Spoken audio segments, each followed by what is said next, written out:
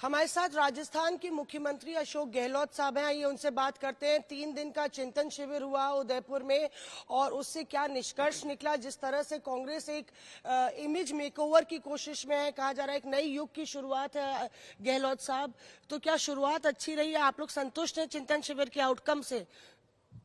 मैं नहीं, सभी संतुष्ट हैं और पूरे देश भर के कार्यकर्ताओं में उत्साह का संचार हुआ है और पूरे देशवासियों को भी लगा है कि जो मुख्य विपक्षी भूमिका है उसको निभाने में कांग्रेस ही सक्षम है एकमात्र। और 3 दिन के चिंतन शिविर से जो आउटकम निकला है भारत जोड़ो, उसके अपने मायने हैं। ये कहने की नौबत क्यों आई है? ये नौबत क्यों आई है? क्योंकि ऐसे लोग सत्ता में बैठे हुए हैं जिनका लोकतंत्र में यकीन नहीं है, जिनका यकीन बुलडोजर चलाने के अंदर है, जिनका यकीन संविधान की धज्जियां उड़ाने के अंदर है।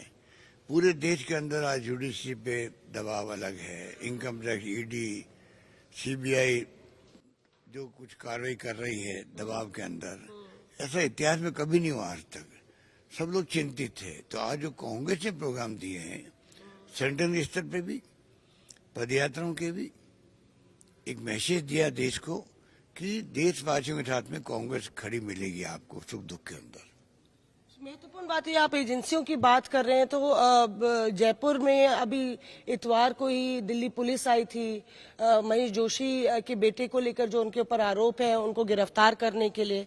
तो क्या आपको लगता है कि ये जो एजेंसियों का इस्तेमाल बेजा हो रहा है, ये भी बेजा आरोप है जो लगे? देखिए, कानून अपना काम करे सब जगह पर, उसमें किसी को एतराज नहीं हो सकता कि कानून के हिसाब से आप कार्रवाई करो, चाहे छोटा आदमी हो चाहे बड़ा आदमी हो, चाहे नेता हो चाहे कोई हो, उसमें एतराज नहीं हो सकता है। पर अगर आप आउट ऑफ वे जाकर के कानून की धज्जियां उड़ाओगे तो कानून का राज नहीं रहेगा, तो देश में क्या स्थिति बनेगी आप सोच सकते हैं। आज इतना तनाव हो गया देश के अंदर, इतना हिंसा का माहौल हो गया। 7 राज्यों में हिंसा हुई है, दंगे भड़के रामनवमी के दिन। उसके पहले करौली में वहाँ पर तनाव पैदा हो गया, दुकानें जला दी गई। 1 घंटे में जो कुछ होना हो गया। पर करौली की घटना को तो पूरे देश में चलाया गया लंबे समय तक, क्योंकि उनका जो प्रयोग है वो करौली से शुरू हुआ और 7 राज्यों में दंगे भड़के। 7 राज्य वो और करौली की दंगा। आठों दंगों में एक समानता है, मॉडस ऑपरेंडी एक है। वो क्यों है? तो मैंने गृह मंत्री अमित शाह जी से रिक्वेस्ट करी, आप 8 जगह दंगे हुए हैं, तनाव हुआ है, उसकी आप जांच करवाओ कोई हाई कोर्ट जज या सुप्रीम कोर्ट जज से।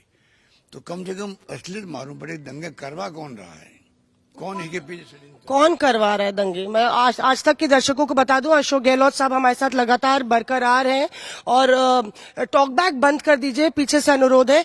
गहलोत साहब, आप कह रहे हैं कि आपने गृह मंत्री से अनुरोध किया कि जांच होनी चाहिए। कौन आपके राज्य में दंगे हुए, कौन दंगे भड़का रहा है? तुम कह रहे हैं ना कि जिस प्रकार के दंगे भड़काने वाले लोग हैं, चाहे किसी पार्टी के हों, किसी धर्म के हों, किसी जाति के हों, उनकी असलियत देश के सामने आनी चाहिए, देश के सामने आनी चाहिए। वो तभी आएगी तब देश पर जांच होगी। मैं किसी पर आरोप लगाऊं, दूसरी पार्टी वाले किसी पर आरोप लगाए, उससे कोई फायदा नहीं है। देश हित में है कि एक बार दंगों की जांच हो जाए। 7 राज्य वो जहाँ दंगे हुए रामनवमी पर, एक राज्य राजस्थान जहाँ पर 9 वर्ष में दंगे हुए थे। ठीक है, मालूम पड़े, असलियत मालूम पड़ेगी तो कम से कम आगे दंगे रुक जाएंगे। कार्रवाई करेगी राज्य सरकार उसके ऊपर।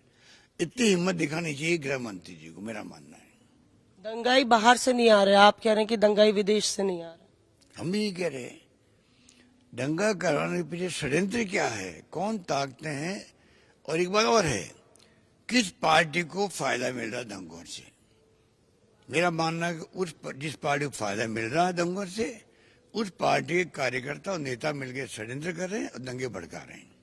आरोप आप पर भी बीजेपी लगाती है कि आप भी सांप्रदायिक जो है मुस्लिम अपीजमेंट की राजनीति करते हैं, तो क्या आरोप आप पे भी है? कि आरोप लगाना एक बात है, सच्चाई सामने आना दूसरी बात है। अगर मैं मुझ पे आरोप लगाए या किसी पे आरोप लगाए तो मालूम पड़ जाएगा किस प्रकार से हम लोग, जब सच्चाई सामने आएगी, जांच होगी, तो जिस पे आरोप लगते हैं सब मालूम पड़ेगा, वो कटघरे में खड़ा हो जाएगा वो। आपने अमित शाह का जिक्र किया, तो अमित शाह से आपका जब भी आपने क्या रिक्वेस्ट की तो क्या उसका क्या जवाब मिला? कोई जवाब मिलता है क्या वहां से कभी? अमित शाह जी से, प्रधानमंत्री से कोई जवाब मिलता है क्या? 13 पार्टियों ने कहा, सोनिया जी सहित, कि प्रधानमंत्री जी को अपील करनी चाहिए देशवासियों से कि कोई भी दंगा नहीं भड़काएगा, कोई हिंसा नहीं करेगा, उसको कंडेम करना चाहिए। वो अभी तक प्रधानमंत्री जी आगे आगे कंडेम नहीं कर पा रहे हैं। क्यों नहीं कर पा रहे हैं? कंडेम ही तो करना है, चाहे वो कोई पार्टी के लोग हों, वो भी साथ नहीं दिखा पा रहे हैं। गहलोत साहब, आपने रीजनल पार्टीज की बात की, मैं फिर से चिंतन शिविर पे आती हूँ। राहुल गांधी ने कल कहा कि रीजनल पार्टीज जो है उनकी कोई विचारधारा नहीं है। आपने कहा कि कांग्रेस ही मुख्य विपक्षी पार्टी है जो बीजेपी को चैलेंज करेगी। क्या मायने इसके निकाले जाए कि रीजनल पार्टीज की विचारधारा नहीं? ये तो पूरा देश जानता है कि मुख्य विपक्षी पार्टी सिर्फ कांग्रेस से कोई मुकाबला कर सकती है। राहुल गांधी मुकाबला कर रहे हैं दमखम के साथ में, साथ साथ से तर्कों के साथ में, इश्यू के बेस पर राजनीति कर रहे हैं।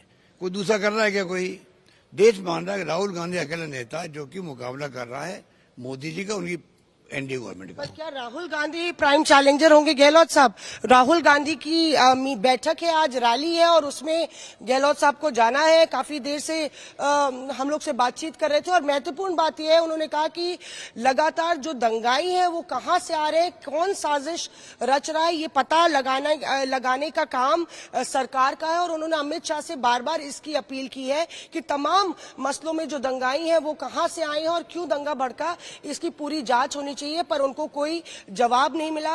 महेश जोशी के बेटे पर बलात्कार के आरोप पर भी उन्होंने हमसे बेबाकी से कहा कि एजेंसियों का बेजा इस्तेमाल हो रहा है इन तमाम मामलों में विपक्ष को इंटिमिडेट करने के लिए। और कहीं ना कहीं राहुल गांधी के नेतृत्व पर भरोसा जताते हुए अशोक गहलोत ने इस खास बातचीत में कहा कि राहुल गांधी ही प्रधानमंत्री नरेंद्र मोदी के प्राइम चैलेंजर हैं।